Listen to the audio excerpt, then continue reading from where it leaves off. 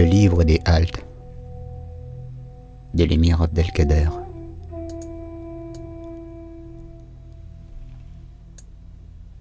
De la double nature du serviteur.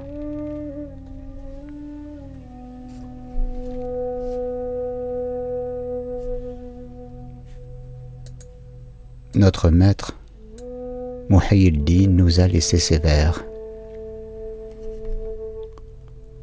Le Seigneur est Dieu, littéralement vérité, al-haqq. De même le serviteur. Puissais-je donc savoir à qui incombent ces prescriptions? Au serviteur, celui-ci n'est qu'un mort. Au Seigneur, comment serait-il assujetti? Sache que si le Seigneur est par lui-même la réalité de l'être nécessaire, puisqu'il en est essence, le serviteur est également la réalité de l'être nécessaire, non par lui-même, mais par un autre que lui, puisqu'il en constitue la forme. Le lien qui unit le serviteur au Seigneur est semblable à celui qui unit la matière à la forme. Et c'est cet ensemble composite qui reçoit le nom de serviteur. Dieu, exalté soit-il, nous a fait savoir, par des traditions seigneuriales authentiques, que son ipséité elle-même est la vue, l'ouïe et l'ensemble des facultés internes et externes du serviteur. Le serviteur n'est donc pas tel par ses propres forces, mais uniquement par Dieu. Son aspect extérieur est celui d'une forme de créature et limitée, mais son intérieur n'est autre que l'ipséité divine sans limite. Il n'existe donc que par son Seigneur, mais sans son existence, Dieu ne saurait être les forces du serviteur. Sans l'être réel, il n'y aurait pas de serviteur.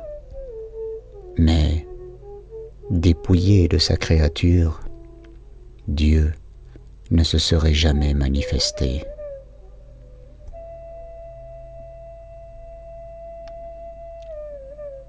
Si tu réalises cela, tu sauras également que ce qu'on appelle homme et serviteur est un composé symbolique, regroupant à la fois la présence d'un Seigneur divin et une forme qui extériorise les statuts des prototypes immuables au sein de l'être réel. Son existence ne diffère en rien de son essence, n'étant qu'un ensemble d'accidents qui ne subsistent que par l'être réel. Et c'est sous ce rapport qu'elle est Dieu, al-haqq. Ah, si mon intelligence pouvait saisir à qui, au sein de cette forme composite, s'adressent les injonctions divines. Qui est-il donc, celui qui se soumet ainsi au commandement divin? Si tu me dis, c'est l'aspect de la créature, cet ensemble d'accidents qui ne subsistent que par l'être réel, je te répondrai que cela est impossible puisque ces prescriptions sont destinées à celui qui a la capacité de se soumettre au commandement divin ou de s'abstenir des interdits.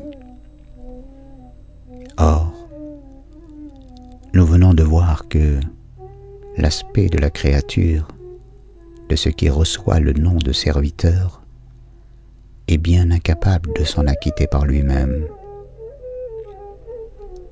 Quant à l'aspect seigneurial, il est évidemment impossible de le contraindre, puisque nul, en effet, ne saurait se contraindre lui-même à obéir à des prescriptions ou ne pas transgresser des interdits.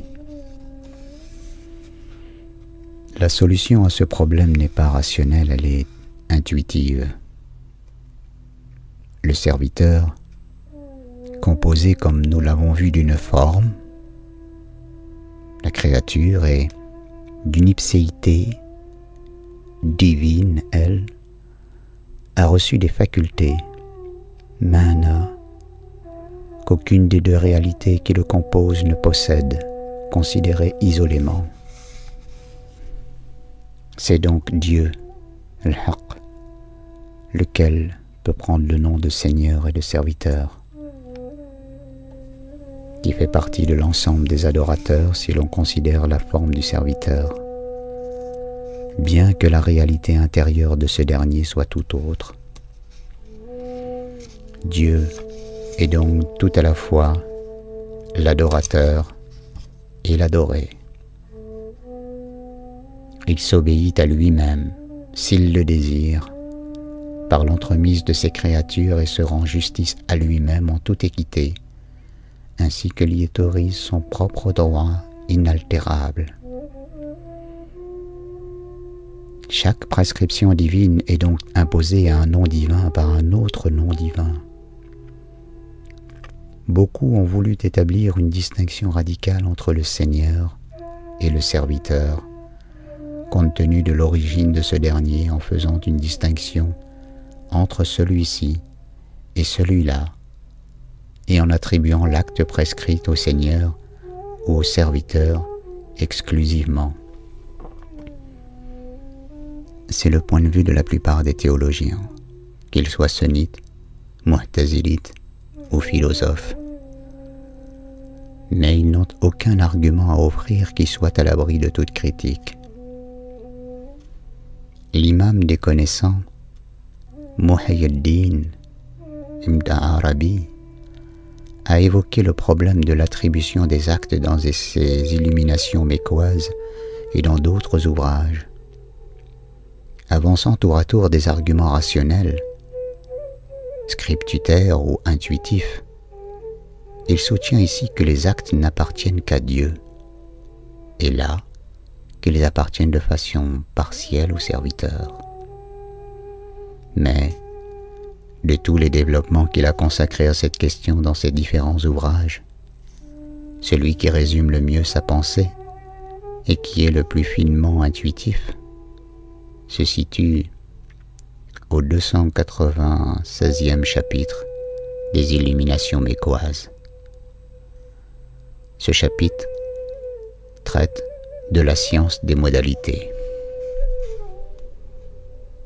Cette science présente deux aspects. L'un ne peut être connu que par l'expérience spirituelle, dhawq. L'autre peut l'être par la spéculation, à condition de prendre ce mot au sens large, car l'acquisition effective, tahaqquq, de la science des modalités ne peut être que le fruit d'une expérience.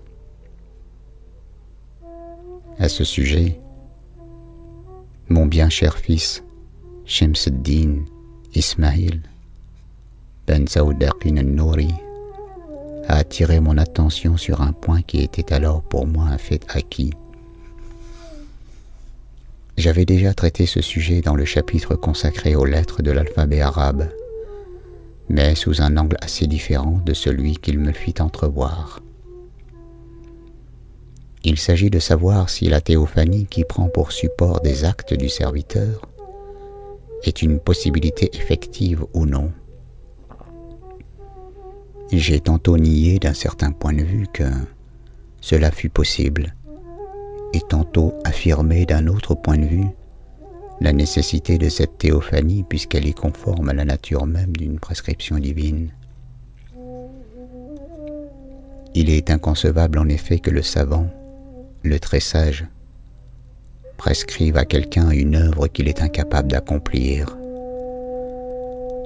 Or Dieu ordonne bel et bien à ses serviteurs d'œuvrer dans divers versets tels que « Accomplissez la prière »,« Acquittez-vous de la zakat »,« Faites montre de constance »,« Rivalisez de patience et de fermeté »,« Combattez pour la cause de Dieu » et ainsi de suite. Il faut donc bien admettre qu'entre l'auteur de l'acte et ce qui le subit, il existe un rapport dans l'action qui permet de dire de celui-là qu'il est l'agent, celui qui œuvre, qui fait, qui agit. Ceci étant posé, on pourra considérer que la théophanie dans les actes est fonction de la part, plus ou moins grande, de l'acte qui est attribué à la créature. Ainsi, démontrai-je la validité d'une attribution partielle des actes aux créatures. Cette méthode me paraissait satisfaisante et fort claire, permettant d'attribuer au moins en partie l'exercice de l'œuvre prescrite à la puissance des créatures. Et je jugeais les arguments de mes contradicteurs extrêmement faibles. Or, il advint qu'un jour, mon fils Ismaël ben Saoudarkin, celui dont je parlais plus haut, vint me consulter en me posant cette question. Le fait que Dieu ait créé l'homme selon sa forme, n'est-il pas la preuve plus éclatante que l'attribution des actes à la créature ne contredit en rien la théophanie? Car si l'homme était dépossédé de l'acte en totalité, il n'aurait pu être dit créé selon sa forme, ni revêtu des caractères divins. Or, c'est précisément ce que vous affirmez, en accord avec tous les gens de la voix sans exception. Nul ne saurait se figurer la joie que cette remarque provoqua en moi. Il arrive ainsi que le maître profite de faveurs que Dieu dispense à son disciple et qui ne lui serait jamais accordées autrement.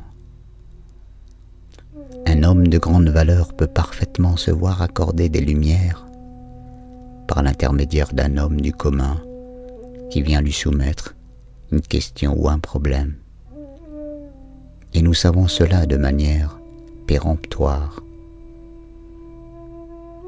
Le savant est alors gratifié sur le champ d'une connaissance qu'il ne doit qu'à la sincérité de celui qui l'a questionné et à la sollicitude que Dieu témoigna à ce dernier, qui se montre attentif au mouvement de son cœur, comprendra ce que je dis là. Louange à Dieu qui nous permit de tirer parti de nos fils spirituels, comme il a permis à nos maîtres de tirer parti de nous-mêmes.